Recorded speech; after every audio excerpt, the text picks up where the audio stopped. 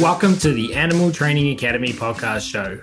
I'm your host, Ryan Cartlidge, and I'm passionate about helping you master your animal training skills using the most positive and least intrusive approaches.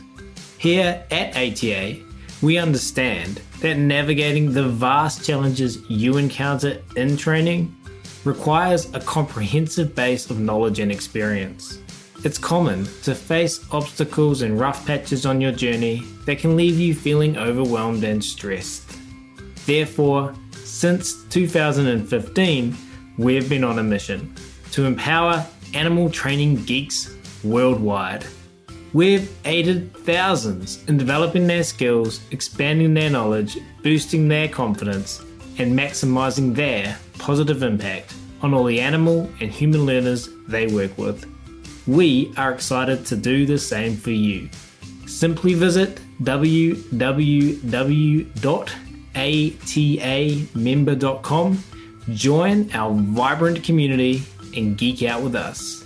And of course, in the meantime, enjoy this free podcast episode as we explore new ways to help you supercharge your training skills, grow your knowledge, and build your confidence, so that you can craft a life that positively impacts every learner you encounter.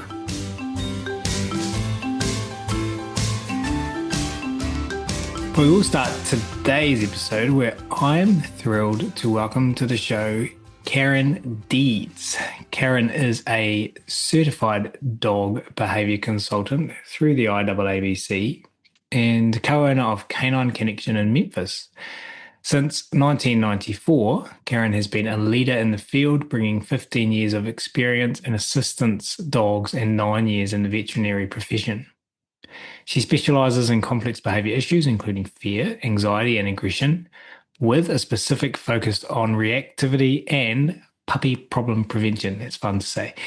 Karen has worked with thousands of pet owners and shelters and frequently serves as an expert witness in legal cases involving dog bites. An acclaimed educator, Karen teaches for Fenzi Dog Sports Academy and has presented at major conferences like APDT and IAABC. Her contributions earned her the APDT's Community Educator of the Year and the Tarrant County Veterinary Medical Association Community Service Award. Karen also competes nationally in AKC Rally and works with performance dogs to improve their emotional state. So without further ado, it's my very great pleasure to welcome Karen to the show today, who's patiently waiting by. Karen, thank you so much for taking the time to come and geek out with us here at Animal Training Academy. I am very honored to have been invited, Ryan. Thank you. Yeah, well, you are very welcome. And as I was reading your bio, I was reflecting on the number of times your name's come up in the years. People are like, hey, Ryan, you should get Karen on the show. And I was thinking before we recorded, I was like, who said that? And I can't remember who, but I just know that it's therefore your name's been on the radar for a while and an opportunity's popped up. So grateful we could make that happen. As we always do, Karen, I love hearing about people's stories and how they got started. So I was wondering if you could share that with us, take the listeners back, share where you got started. That does take us back because I'm not a spring chicken anymore, for sure. I used to be a horse trainer, and so I used to show horses competitively and kind of, I don't want to say outgrew that because I would still love to have a horse, but that's a long time gone now. But I started getting into showing some dogs in the AKC in like 1982, 3, 4. In fact, I came up with a photo. Somebody had a photo of me many, many years ago, and my first competition dogs were a Chow Chow and a Keeshond. Not the typical easy dog to train, but it is because of that dog, the Chow Chow especially, that I went on into behavior. I was actually working him, it was 1990. I was working him on an out-of-sight downstay like we used to have. We don't have those anymore in obedience in the AKC. But I was working him on an out-of-sight downstay. and had left him behind a building and kind of went around the corner. And it was in a parking lot of a big church.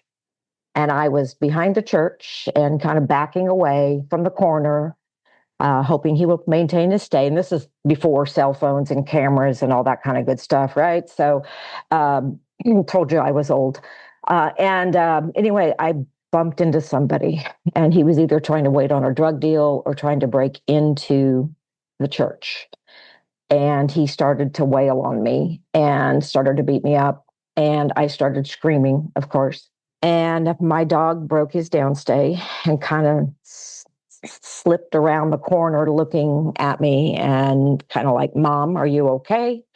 And obviously I was not. So he took it upon himself to woof and chase the guy away. And I was okay. I ended up in the ER and had trauma to my head and my neck and stuff like that. But anyway, a couple weeks later, I took him to be groomed, and I got a call from the grooming shop. They said, you need to come get your dog. He's trying to eat the bather. He's not letting the bather get close to him. I'm like, wow, he's a really nice dog, even though he's a chow.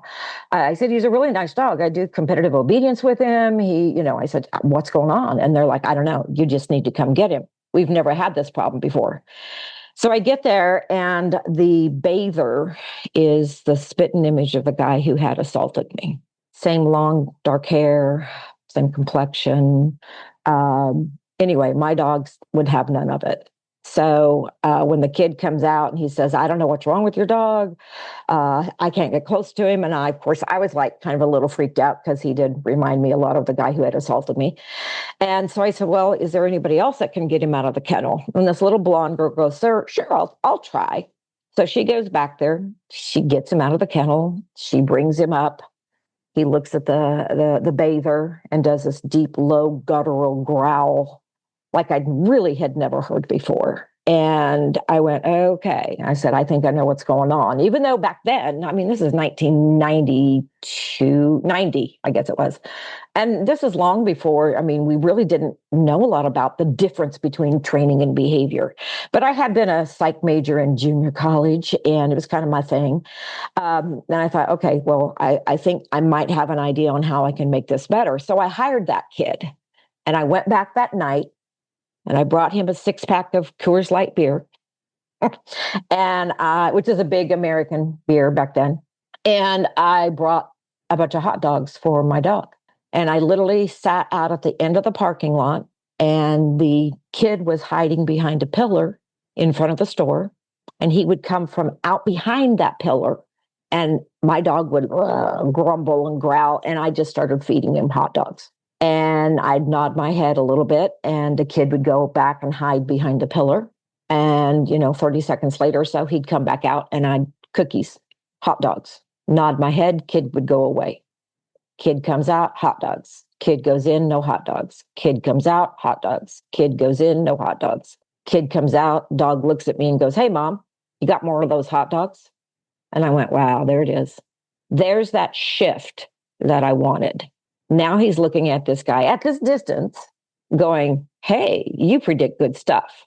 And of course, back then, I really didn't know what the heck I was doing, but classical counter conditioning, right? And so I worked with that guy a little bit, but I have to admit, I never got back into the show ring. I'm not sure if that was because of the dog or because of me, because obviously it had traumatized me a little bit as well. With that dog, I never got back in the show ring, but it was about 20 years later that I got my golden retriever. And I went to my first Fenzi Dog Sport Academy with Denise Fenzi workshop, little seminar she was holding. And she looked at me and she says, wow, you have a Ferrari. And I said, wow, I really need a Chevy. And so anyway, that's how I got into really doing more competition stuff. And I would love to say that I'm still competing. Right now, I'm not. She passed away about 4 years ago. But I do still work a lot with sport dogs and working dogs, shelters, and all sorts of dogs. But that incident is what led me down the path more into behavior versus training. And it was then that I realized that there was more to it than sit down, stay, come. There were emotions attached. And this was pretty big stuff for 1990. I mean, there's still people out there that don't really care about the dog's emotions, but back then I did. I cared about my emotions, and that, of course, lended me to care about my dog's emotions. And I could tell there was an issue there. And I'm not sure if he was fearful. It's been what, 30, almost 40 years ago, probably, that happened. And I don't, I probably couldn't have told the difference back then, whether it was fear, frustration, or true protection. I don't know. He was not an overly fearful dog. He was not really threatened by the person.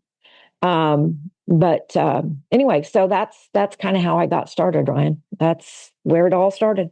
Inevitably, for people that have been in 1990, it was 30 years ago, and two inevitablies. Inevitably, when I say something like that, I'm always going to make someone go, oh, well, yes, I'm that old. And I don't mean to draw attention to that, but let's just acknowledge that happens when these kinds of conversations happen.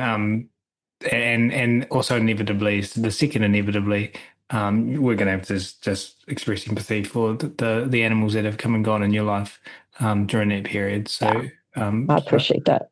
sorry to hear about your losses, and sorry to hear about that tragic event that I can only assume was quite traumatic.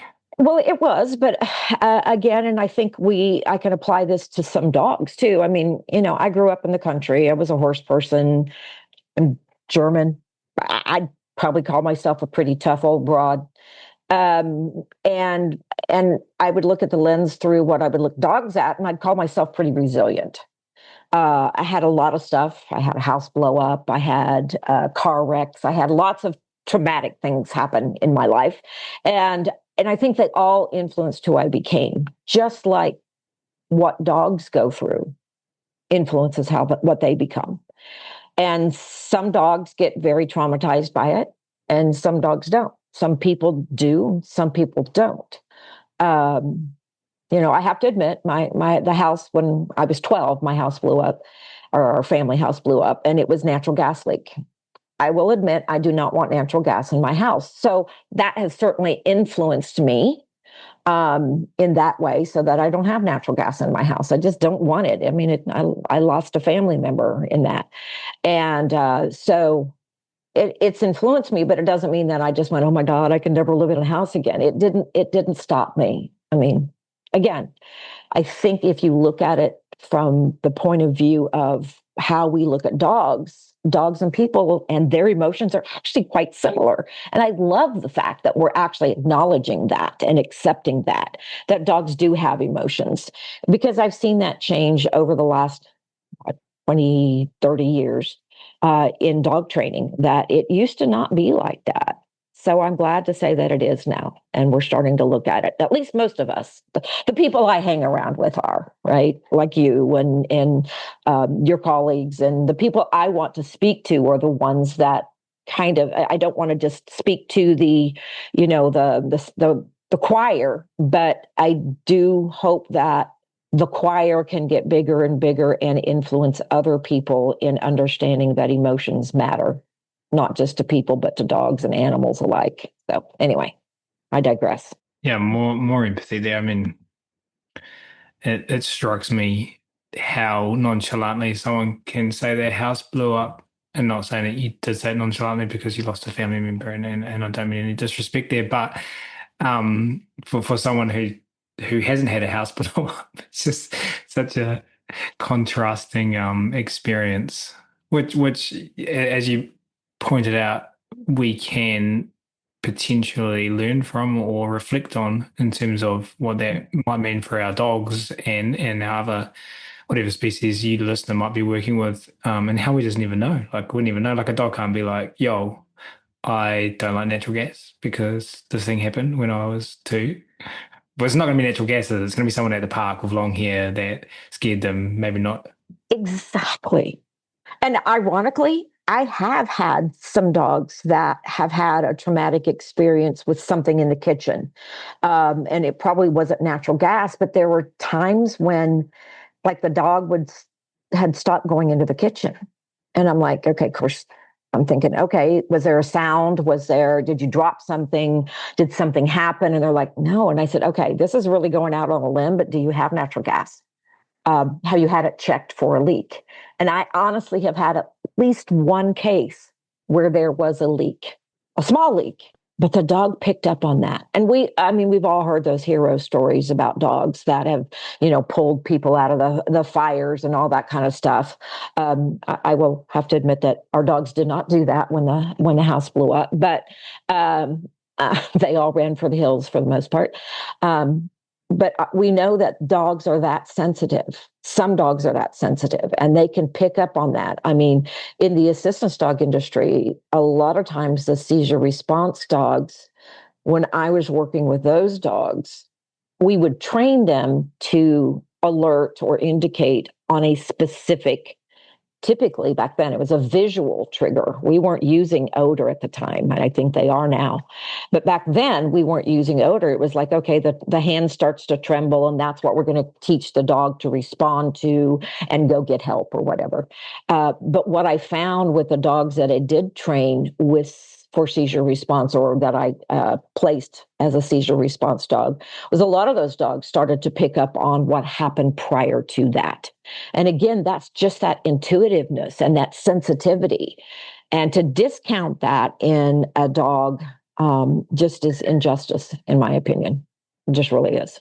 Yeah, it makes me so curious because I see an opportunity in front of me, but I don't know what the question to ask is because I just think I was 7 when that thing happened to you, and so I just reflect on how I go about my day when I don't have the cue in my environment to remind me of my age and to remind me of things happened for a long time before me and they're going to happen for a long time after me, and to therefore, because of that remembrance opportunity.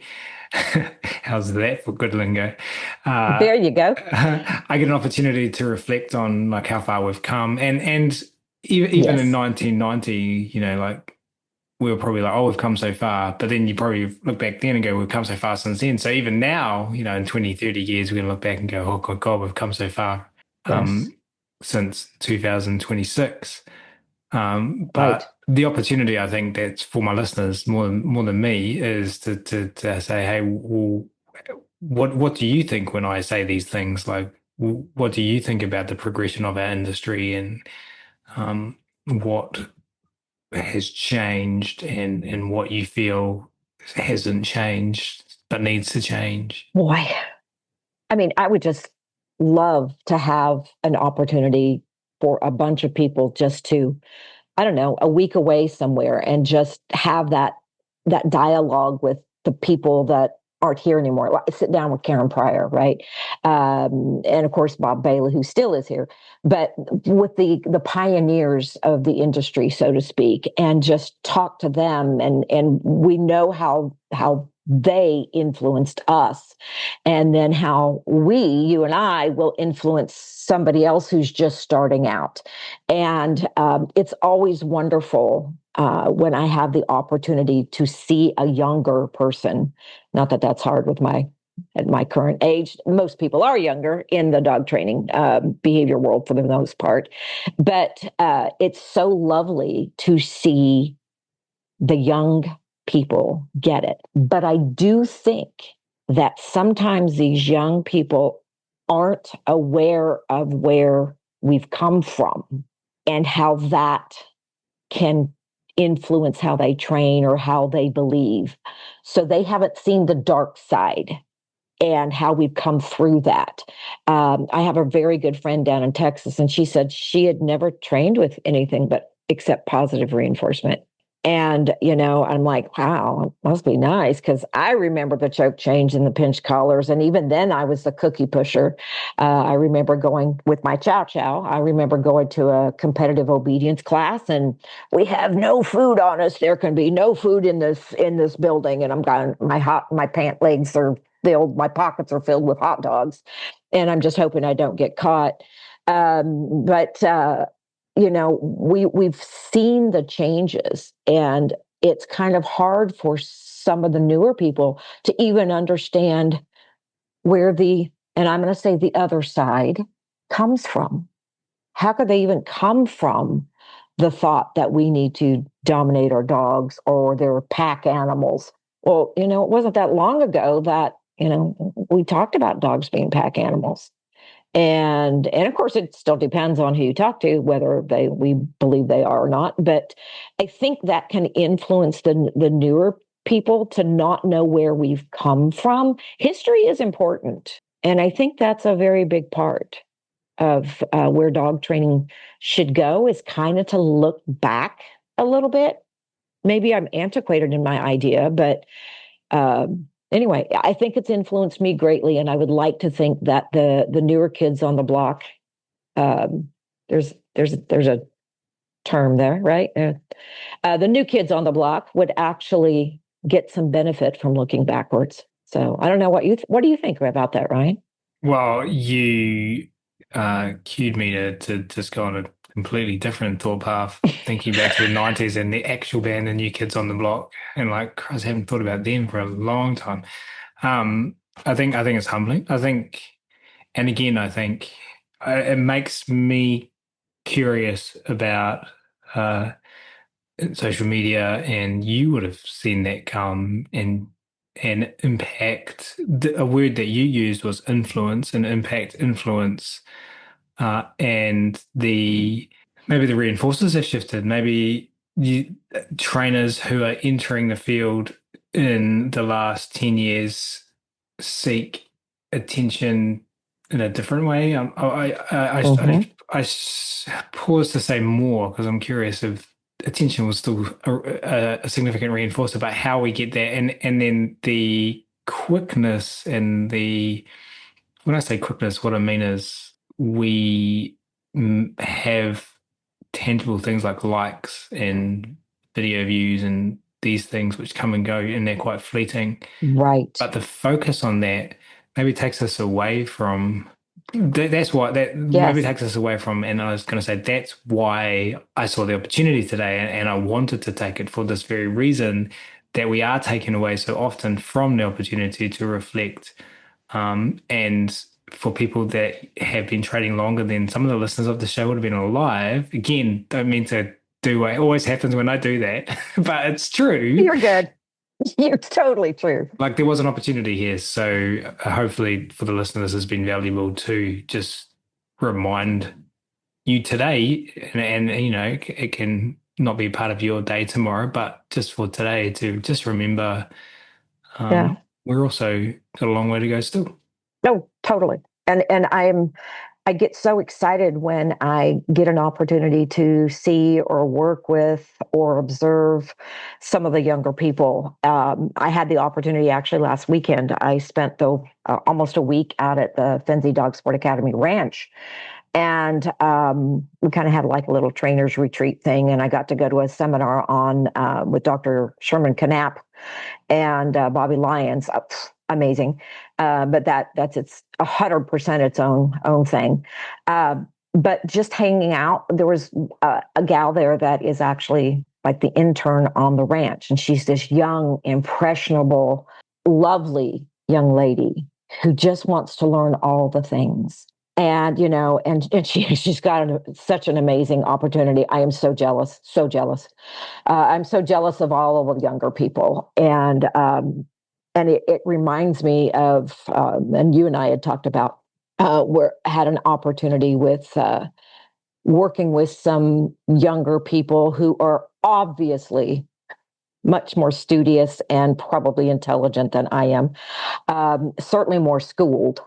When we went up to the University of North Texas with Jesus Rosales-Riez and the Orca group. And it's interesting when you have the younger group in front of you, and it's just different. Sometimes they know the questions to ask. Sometimes they ask it in a way that I go, I'm not so sure what you're saying. But anyway, I love the fact that there's some of them are so open-minded and can bring not just clarity to me, but even more questions because they have a different mindset. I'm just figuring out how to get her through the day without, dying in pain most of the time. And she's thinking about, what she can do tomorrow or, 5 minutes from now with her dog and training. And I'm just thinking, how can I stand here for another 5 minutes? So I don't know. I rambled right there. But anyway, working with the young people, I love the opportunity to do that. And I hope they give us the grace to be able to share our experiences with them as much as they will share with us. I think that's important for those of us who have been around for a long time. I don't know everything. I'll never know everything. I may know more than some people. A lot of it is just experience. Sometimes I worry that book smarts are not what the industry needs. I really like the hands-on. Because that is a great way to learn is by doing.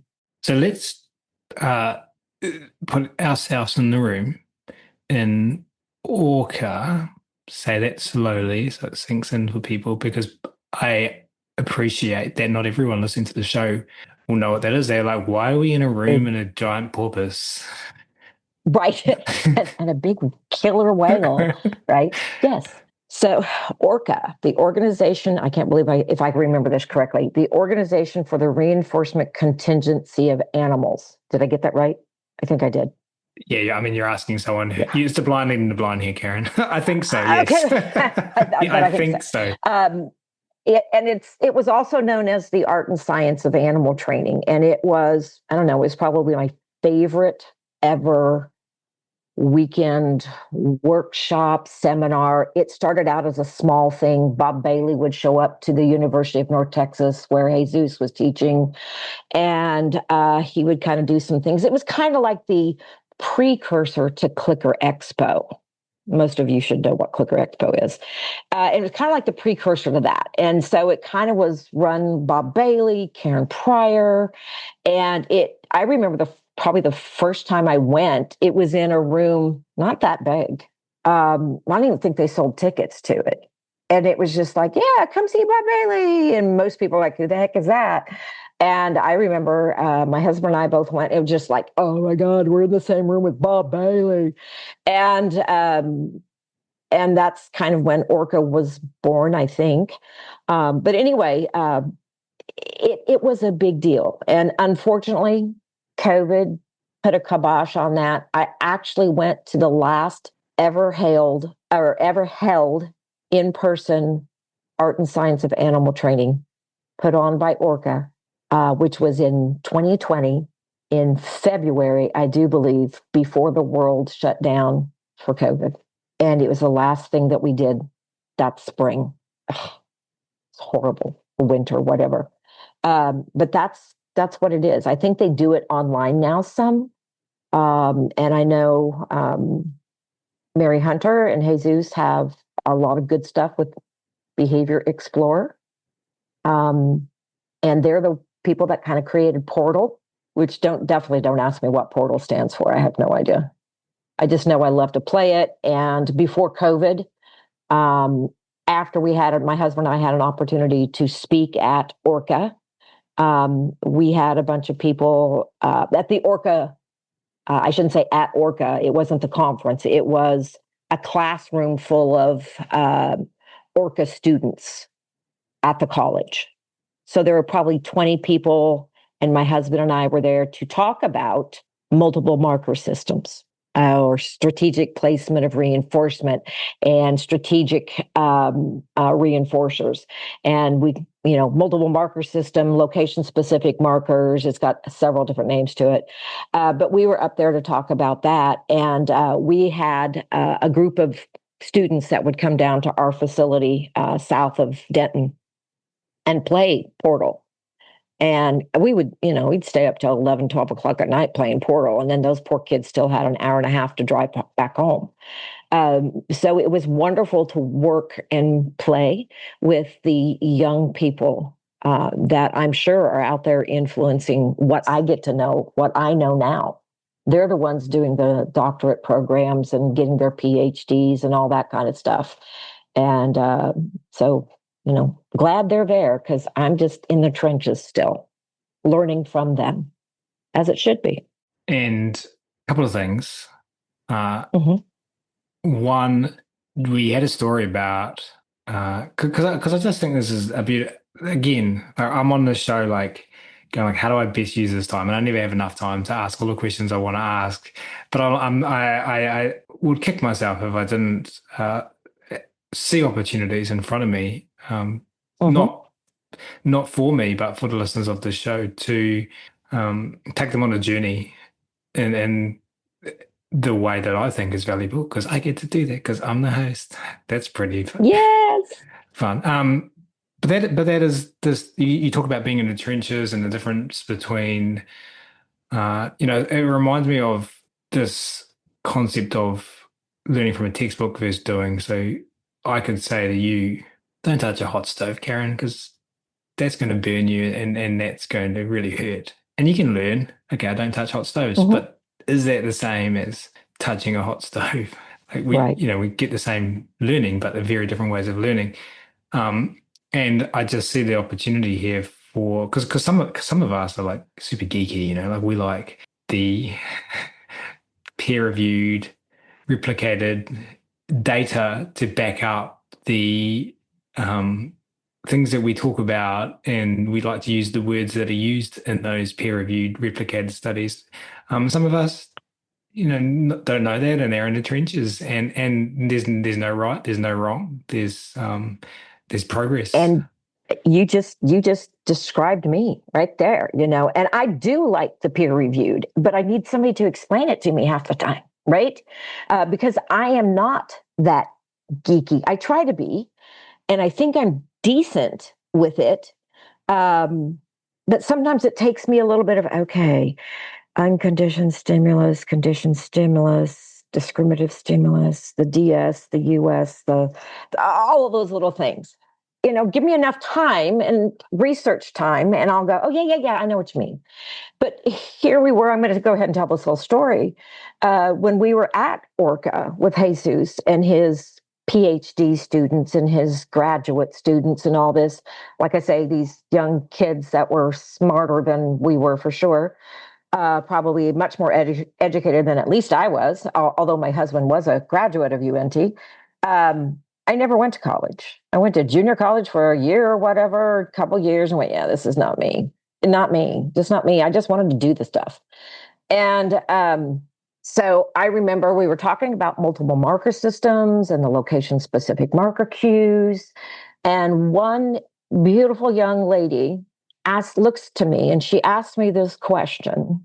And I looked blankly back at her and went, I think you're asking, and I don't remember the details, but I think you're asking this question, but I'm not as good with the lingo, the technical lingo, as you are. And it was at that point that Jesus said, time out. He says, Karen, you bring up a really good point. We have expected the people, and I'm going to say the word like you, the people like you who are truly in the trenches, who've been doing the work without the formal education, to keep up to speed with our lingo, our technical lingo. And he says, maybe what we need to do in academia is to be able to step it down a notch and meet you in the middle. And I'm like, that would be fabulous.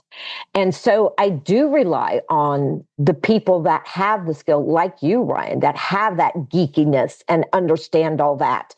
And, Dr. Overall and Dr. Friedman and all of those people. I love it when they actually go, well, this is what I mean when I say that. and they give me an example, because if I can take an example, I can extrapolate what I need.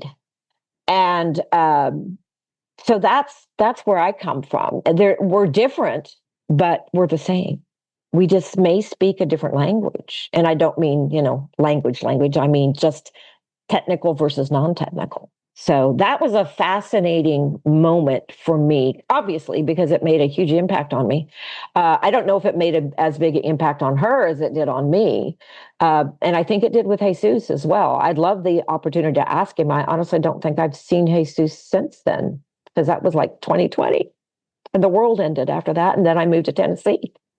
So, Yeah, I feel like it's just um, inspiring awareness from a facilitator to mhm. frame in a really meaningful uh, way and empowering way, and bring everyone together. Like I just think it's genius, and I feel like I would like that frame just to like be over our animal training academy the whole time, because I think like it would um, be beneficial. But you were there talking about you said multiple names for it, multiple marker systems, location specific markers. So we're going to spend a bit of time thinking about that because, or talking about that and thinking about that because you are about to take your learning since then, plus what you knew then, and present on this again at the Canis conference set up by Michael Shikashu and others, happening very soon. We'll talk about the details for that soon. I've got your blurb from the Canis website about what you're going to be talking about. I thought maybe I could read that out to our audience, and then we can just see where the conversation takes us and give them a little insight into what they might learn from you if they are to attend either in person or virtually to the Canis conference. So your presentation is called Clarity and Connection Using a Multiple Marker System. This session will be geared to setting clear expectations and communication with your dog in various situations. And would I be correct in assuming that you work with dogs? Yes, but the information could be applicable to whatever species or. Yes, and I actually am hoping to have a chance to work with different animals with these marker cues. My husband just taught a chicken workshop with Robin Grubel, who is a FEMA handler. My husband's a retired federal canine handler, and they just did a chicken workshop. And she's wanting me to come up and work with her. And of course, they use chickens, but for us to do chickens, goats, donkeys, and I want to use multiple markers for those animals as a behavioral experiment.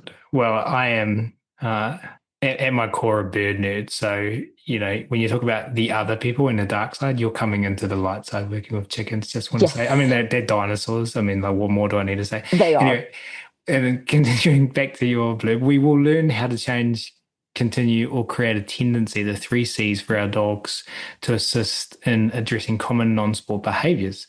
By applying the concept of clarity to our interactions and the reinforcement process, we can reduce their frustration or anxiety and create a more cooperative partnership.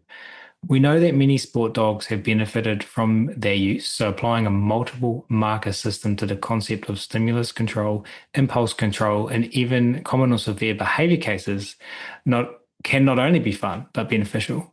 Just like in sports, using multiple marker cues for behavior cases creates greater clarity and communication between dog and handler. The effectiveness of behavior modification techniques and protocols are enhanced. Sometimes applying a more errorless learning concept during training will be helpful, but how the reinforcement is delivered can be as important as the reinforcement itself. By focusing on your mechanical skills and decisions about how to use reinforcement, this session will emphasize how strategic placement, physical presentation, speed of delivery, and even your personal energy can influence your dog's behavior. I think that sentence, how the reinforcement is delivered, can be as important as the reinforcement itself. It is so powerful. Talking about strategic placement, I was training leg weaves yesterday, and I've never trained leg weaves before, but I realized like by just placing my food just a little bit more around, so my dog, when it went through my leg, whipped its Oh, bum yeah. around because I've got a Chihuahua, like, and my leg movement was quite scary for it. Just was significant in progressing towards the end goal, and a million other examples.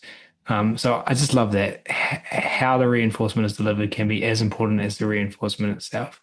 Can you share with the listeners, if they are curious about attending Canis, about attending your talk again, whether in person or virtually, what are, let's say, the top three things you would like the audience to take away? Um, Boy, top three. You're going to limit me, Ryan? Really? You've been talking with me long Yes, enough. You know, I am not short-winded. I'm going to end the show if it's four, and if it's two, then we're not going to Okay, release it. No, gotcha, you can do as gotcha. many or as little as you want. You go.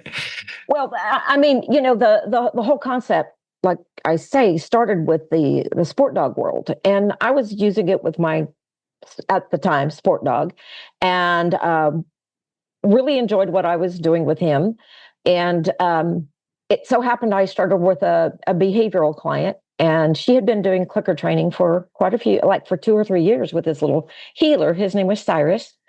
And she's like, I just can't. He is just so wound up all the time. And she says, I just don't know what to do. I click and give him a reinforcer or a cookie, and he just gets so excited. He bites my hands and all of this good stuff. And so what I did is I took him in. I did a board and train with him, and I'm thinking, wow, he knows a clicker. How hard can this be? And the first time I clicked that clicker, this dog kind of like started to gyrate and going, I don't know what to do. Am I going to chase a cookie? Are you going to give it to me? Are you going to throw it? What are you going to do with it? And I said, whoa, this clicker is way too over arousing. So I started using my sport dog marker cues and ditched the clicker completely. In fact, I don't even know where a clicker is in my house right now. I use verbal markers. I find them just as effective. Although if somebody wants to use a clicker, I will absolutely let them use a clicker, but it only can have one meaning. That's what I think is very important to think of, is that words matter. And if I click and throw a cookie and click and they come to my hand to get a cookie, or I click and I expect them to stay there and I will bring them a cookie, I just gave them three different behaviors to do for the same cue. Because the clicker is a cue, right? And I had this as an argument at one point in time. I actually wanted to present this for IAABC, and it was kiboshed because I was told that a clicker is not a cue. It's a marker. It's not a marker cue. And, fast forward, 10 years later, and they're like, oh, yeah, it's a marker cue. But back then, it wasn't considered one because things have finally evolved. And so I want to be very clear with my dog that a click has one meaning. And for my dog, a click means they get out of position, they move towards my hand to come get a cookie. So we can create our own little language within the reinforcement strategy. I have a border collie. He's crazy. When I got him, he'd spent the first 10 months chasing cars in a 10-foot by 10-foot pen with a tennis ball in his mouth. And so obviously he was pretty reactive to cars. And I was trying to do a little bit of engage, disengage, right? And he looked at the car and I clicked and he went, ain't got time to eat one cookie. I went, okay. And he had marker cues in place. And then I went, scatter. And he went, yeah, I'm not going to eat that many cookies. That car is really exciting. And I went, well, hey, how about a toss? And he went, yes. If I can't chase a car, I will chase a cookie. And I went, okay. So the toss cookie, where he gets to chase a cookie, is similar enough to chasing a car that it satisfied his need. That's simplified. His instinct is, I'm a border collie. I love to move things. I love to move. So I let him move. And I was able to get him that way. And he was just like, okay, I can do this then if you let me move to get the reinforcer. And half the time, it's not the food that he wants, it's the movement that he wants. Otherwise, like my Labrador, Scatter, oh my God, please let me have a bunch of food. My Border Collie is pretty much, do I have to eat that much? God, that's a lot of food. So it really slows him down. It doesn't slow my Labrador down because he inhales it and he actually gets more excited. So I can slow him down by just delivering a cookie slower to his face versus a scatter. So you have to look at the dog in front of you, as we all do. But even within the multiple markers, they can influence the dog's emotion and physical physiology.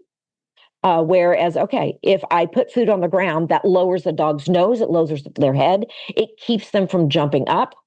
Huge, huge benefit if you're working on a dog not jumping on people. Instead of click treat when they approach, how about a scatter and there's food on the ground?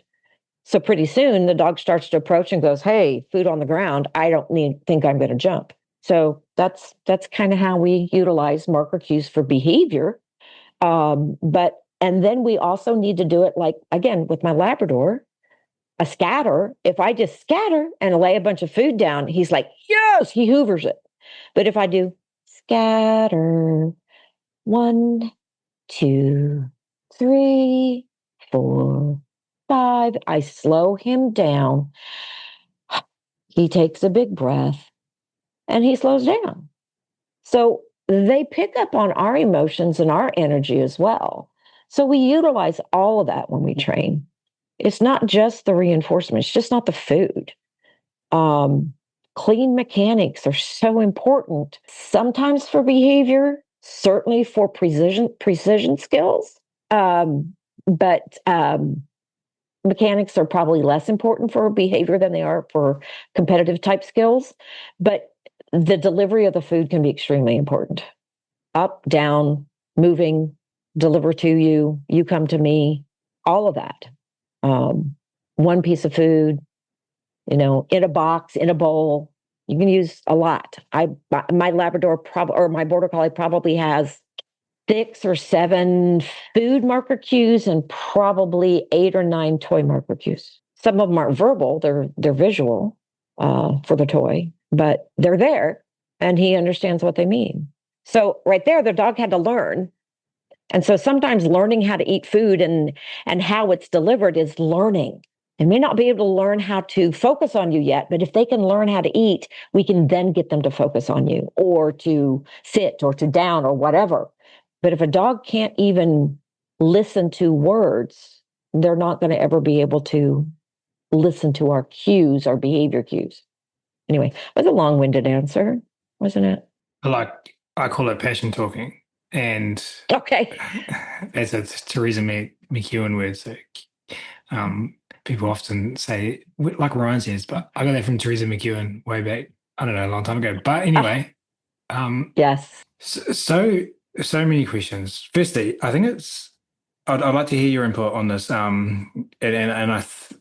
I'm remembering what I said when I read out your blurb about your talk, you are experiencing this as taking things that people have done in dog sports and applying it to people that are doing consults in people's homes with their dogs.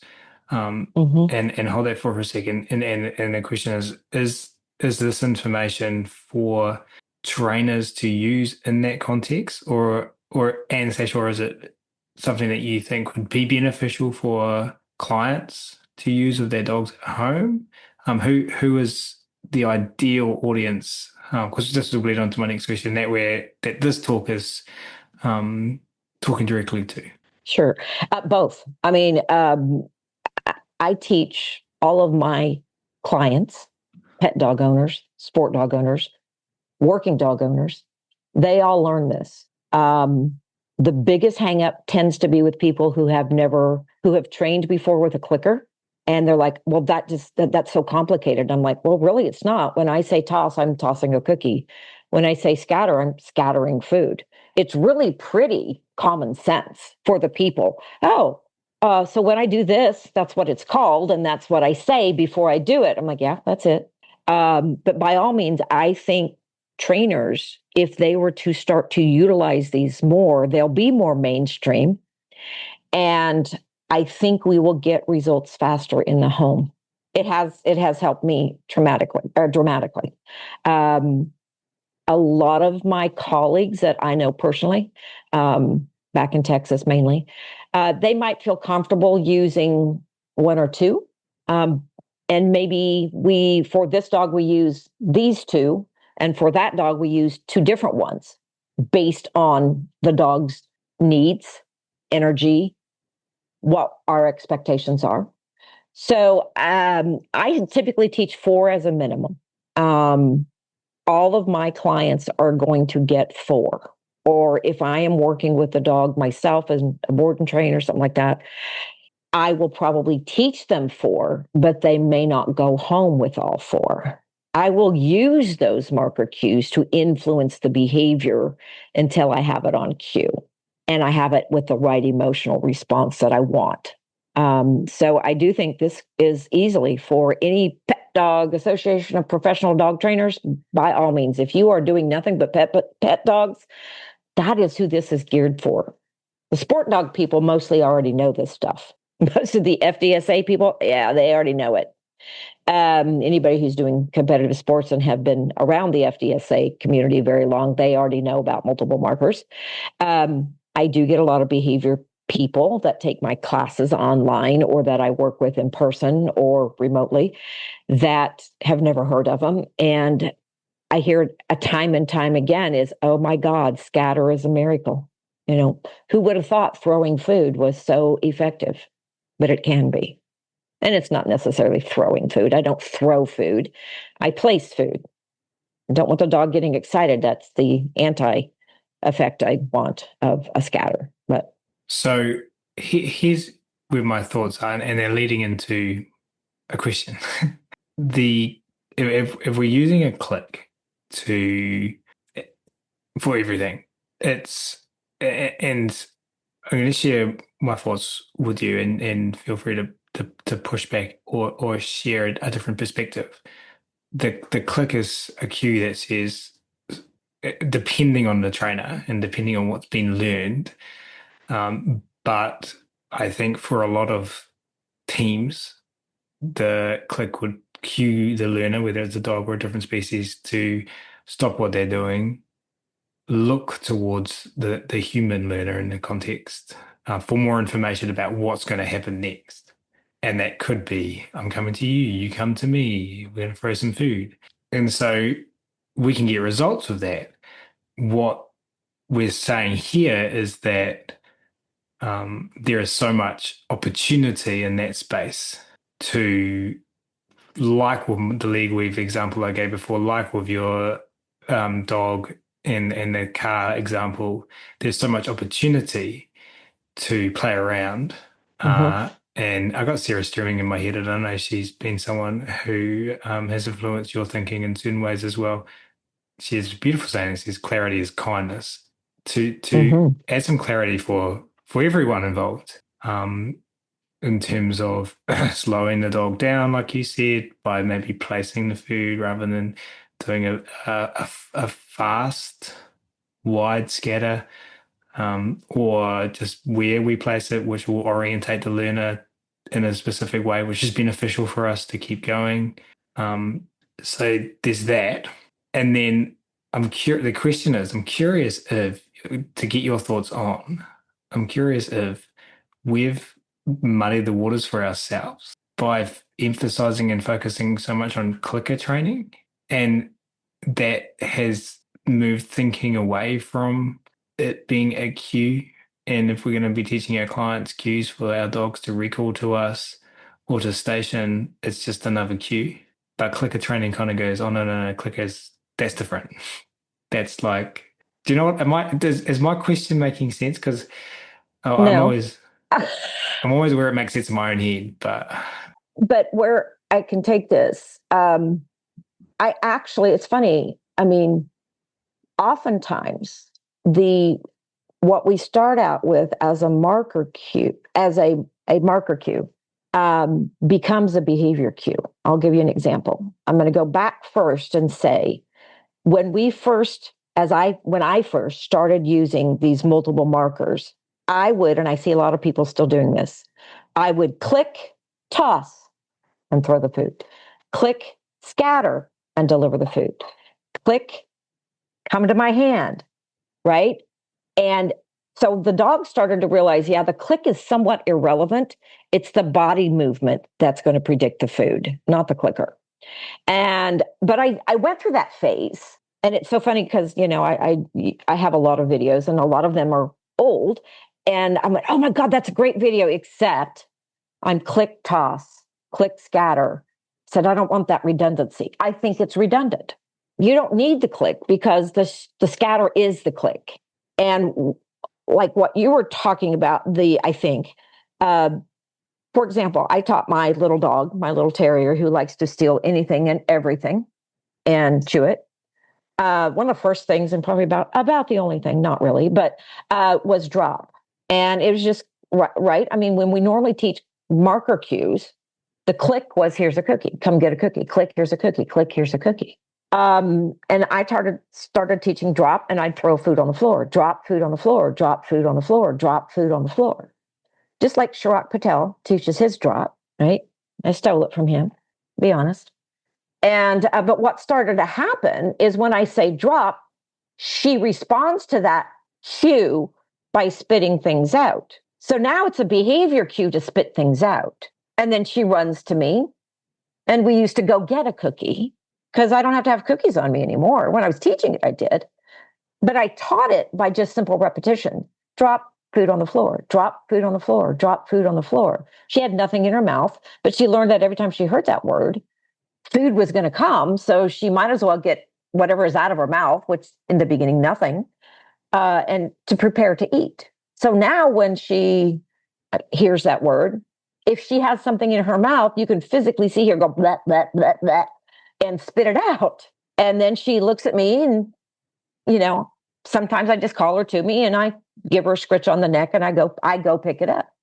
I might teach her to bring it to me at some point in time, but I'm lazy. So it works for me. So sometimes those marker cues can work as a behavior cue as well. I remember when my Labrador puppy was relatively young, I hadn't taught him a drop, but he is walking around outside and he picks up this dead toad. And I'm going, God, I wish I had a drop. But I said, scatter. And he went, because he knew that word meant eat food. So it could have become my new drop cue, but it didn't. And I do have a drop and a scatter cue for my terrier. And even though they were started the same, they don't end the same. They were both started with the word and then presentation of food on the floor, multiple pieces. But now the drop is you only get the cookie if you actually spit out the thing or the reinforcer, whether that's petting or praise or cookie. But scatter is always going to give you food, and it's only going to be used for training purposes. Does that help at all? Does that make any sense to you? It all makes sense to me. Is not important, but the listeners, I'm confident it's going to be valuable for. Good. Can you just define for the listeners, just so we can ensure that they're hearing things the way you want them to be heard and interpreted, the difference in your mind between marker cues and behavior cues? How do you think about the difference between those two? And both of them are actually behavior cues because eating is a behavior. That's what I was curious about. I knew that's what you were getting at. So eating is a behavior. And I will remember, and it was at that very last Art and Science of Animal training, that the light bulbs, that the people presenting were actually allowed to say eating was a behavior. It was Barbara Heidenreich and Hannah Brannigan. They both, in their presentations that weekend, talked about eating as a behavior. And even though we've been using marker cues, a lot of us, prior to then, the Art and Science of Animal training, the clicker world was not ready for it. And that was the first almost permission to start using eating as a behavior and putting that behavior on cue, especially in different ways. So yes, eating is a behavior. I typically use my marker cues to train another skill or behavior. But I also have marker cues that are not eating. I have marker cues that are take the toy. I have marker cues that I actually use some for pre-mac. Go sniff. You give me eye contact, go sniff. That's a marker cue for go sniff, which is a pre-mac principle behavior. So you can use a affirmation with what this is what I want and reinforce it with anything. It doesn't have to be food. It doesn't have to be eating. In fact, by all means, my border collie is much more into toys than he is food, or he was. He's probably even now, which is quite the skill to have a dog that will eat and take food, or eat and play with toys at the same session and go back and forth between the two. That's a hard skill for a lot of people. And I don't expect my pet people to be able to do that. I don't. I don't expect my pet people to actually play with their dog unless they have that dog that really would benefit from that. And then I do. I really do. I do want you to put some control over that toy so that you're not getting it pulled out of your hands when you bring it out. So there has to be some control. And that implies impulse control, right? Stimulus control. There is no stimulus control without impulse control. You have to have the both of them. So, but yeah, a marker cue is, if you're using food, is a behavior cue because you are cueing your dog to eat, or it is a behavior cue because when I say strike, that is cueing my dog to launch and grab a toy, and we're going to play tug. If I cue my dog to fetch, it means my dog is, if I throw that toy, he's going to run and get it. If I throw that toy and I don't say fetch, he doesn't get it. So there's some stimulus control right there. One of my favorite games is to train marker cues. My dogs don't know anything other than marker cues for the most part. But by God, I can throw a toy and my dog doesn't get it. But if it's dead behind him, I can say behind and he turns around and gets it. Or if it's dead in front of him, meaning not moving on the ground, I can say pop and he'll go get that one. If there's both in front and behind, he knows the difference. That's listening. That's a behavior cue. And I can use those to influence a behavior that I'm trying to train. For example, those two things that I just said, behind and pop. Reinforcement is behind you, reinforcement is in front of you. If I'm teaching healing and my dog is foraging, I'm probably going to release the dog to the toy behind. Because what starts to happen then is my dog is thinking, oh, the toy's behind it, and I get that one. So they stop foraging so much. They start lagging, which is what we were wanting, is less foraging, which equates to being beside you, and then you mark and release the dog back there.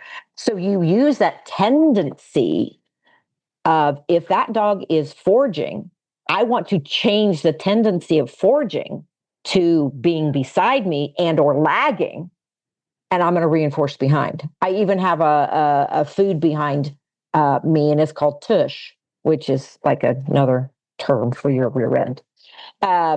Didn't know if you had that one in your vocabulary. But I say tush, and the dog kind of backs up and goes, where's the cookie behind your butt? Oh, there it is. But if I have toss, that means I'm going to throw a cookie in front. So I can influence that tendency. And that's where this all comes from with the sport dog world.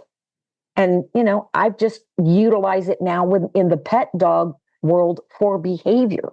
Because if the dog's tendency is to jump up on people when they come in the door, if I put food on the ground, I'm going to change that tendency pretty darn quick, as long as the reinforcer of food is stronger than the greeting. That's a tricky one. Then we may have to use greeting as pre-mac, and I can put that on cue too. I just want to see all of us in action. It's a con of doing the podcast format is we're just talking about the stove being hot. We're not actually touching the hot stove. Terrible example, right. But you know what I mean. I think everybody gets it there. Yes, yeah. Everything makes complete sense to me, and I like, well, probably not, but I think it makes complete sense to me. And like the from my experience as well, like just being more intentional with I'm gonna say just cues, with the cues you're using that help the dog know how to access reinforcement and what behaviors they have to do, what behaviors you have to do, and all of the things we've talked about is just one of the simplest but yet most powerful ways to just have a huge impact on the success of your training. And I what I love so much about this conversation, and I I say the word like life changing, and I don't think it's I always go, God, you're like using buzzwords and being cliche when you say those things. But like for me, like when I do a podcast episode, right, and like if there's one small thing that just changes the way I think about things for the rest of my life, like that's life changing, and like the impact that that will have. And I think I've been just so aware of my brain in this conversation, like going, um, like fitting your individual experience and way of framing things into my knowledge and experience, coming into this podcast and trying to like use the science and stuff. And what's been really life changing is just your story about Jesus and the lesson that came from that, and how like I can use that to just build curiosity more, because I'm just so curious to see you working and to see all of us in action and to learn more from your presentation. Um, for those who want to do that, if you're lucky enough to be able to get to, where are we talking? Where is this Canis conference held? Illinois, Schaumburg. Schaumburg, Illinois. I That think it's sounds like north of German or Chicago. something. It does. If you're able to get there on October the 7th to 10th this year, you can go see Karen live in person. I think at the time of this recording, I think early birds have like 1 day left. So by the time this releases, we're going to be a little bit past that. But also there's virtual opportunities. Do you know? I should know this. I should know this too, right? I do believe it's going to be available it's going to be recorded. I don't know. I can't imagine that they've got all the labs recorded. There's going to be 5 stages. I mean, there's IAABC, APDT, Kim Brophy with Modern Dog, or I think that's Modern Dog, whatever hers is. And of course, FDSA. I want to say there's even a shelter group there. So yeah, it's big. It's really big. And granted, I mean, like you say, this will probably come out afterwards, but I do teach online, and I would say that 90, probably about 99, if not 100% of my classes, I teach this concept because it is very valuable.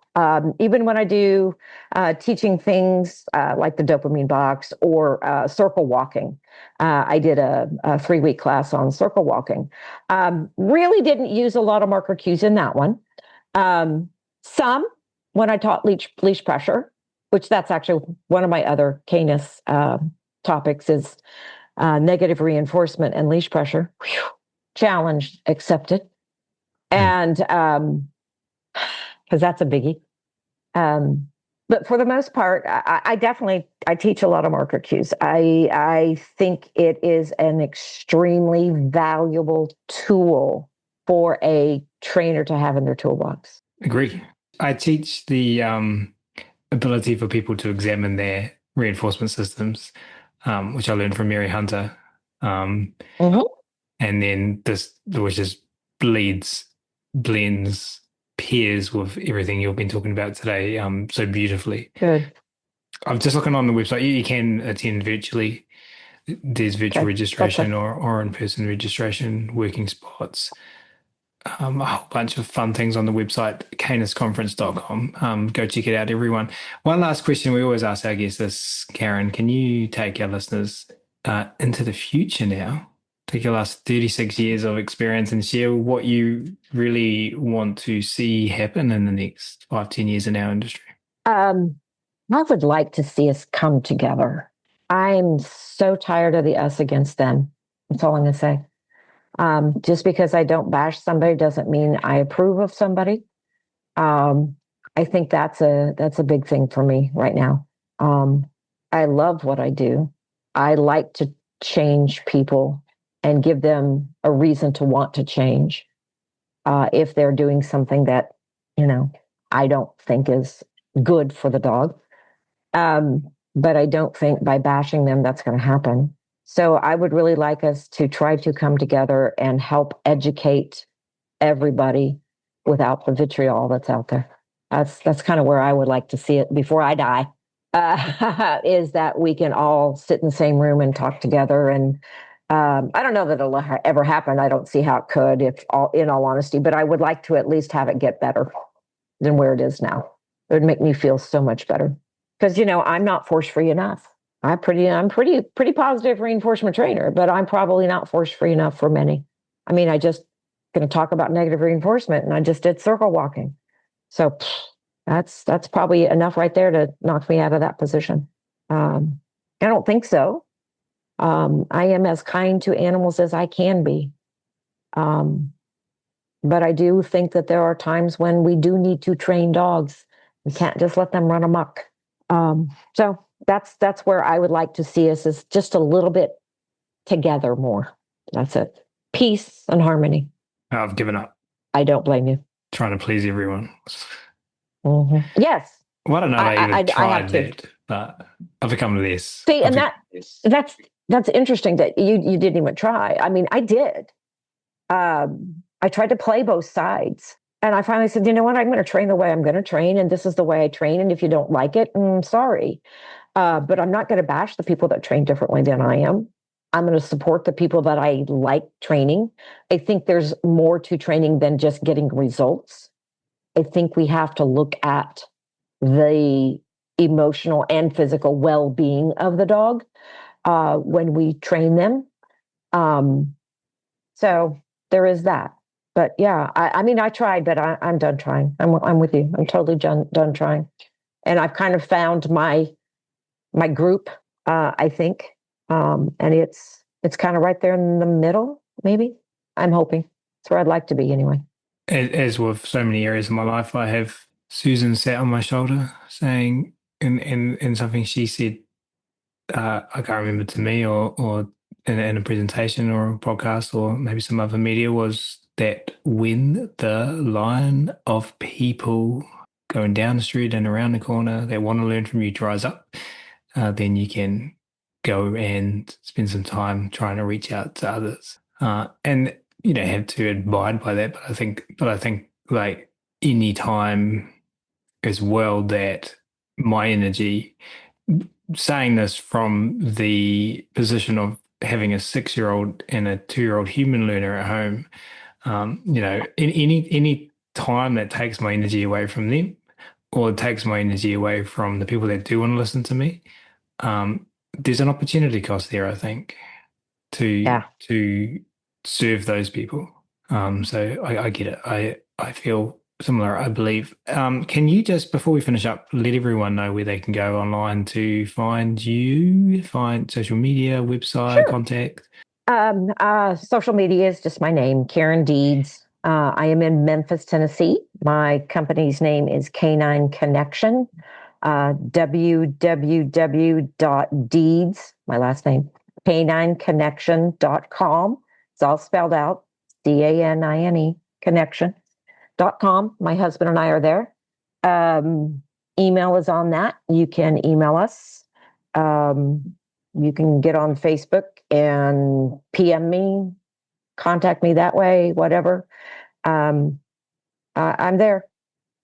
I don't have a huge presence. I mean, our website's probably pretty outdated. And I'm also on Fancy Dog Sport Academy. I do teach for them at least every semester, at least one class. So there's that. And I also do a lot of in-person seminars, conferences. I do travel a lot. So do that too. Yeah.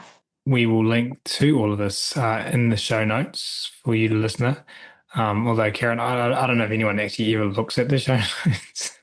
All right. I know, right? We will link it there for you anyway, because that is a logical thing to do. But I know everyone can just like jump on their phone and use Google or whatever. But we will link to all of it in the show notes. So from myself and on behalf of everyone listening, Karen, we appreciate you. And thank you so much for taking the time to come and hang out with us on our show today. It was an honor, Ryan. Thank you so much, sir.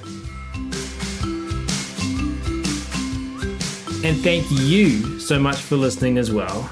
This is your host, Ryan Cartlidge, signing off from this episode of the Animal Training Academy podcast show. We hope today's conversation inspired you and equipped you with new tools for your trainer's toolbox. Remember, every challenge in training is an opportunity to learn and sharpen your animal training geekery. Embrace the rough patches, learn from them, and keep improving. And don't forget, the path to growing your skills and expanding your knowledge continues beyond this episode. Visit www.atamember.com to join our supportive membership, where you will find a community of trainers just like you. Together, we're making a huge positive difference in the lives of animal and human learners worldwide. Until next time, keep honing your skills, stay awesome, and remember, every interaction with an animal or human learner is your opportunity to create ripples. We're here cheering you on every step of the way. See you at the next episode.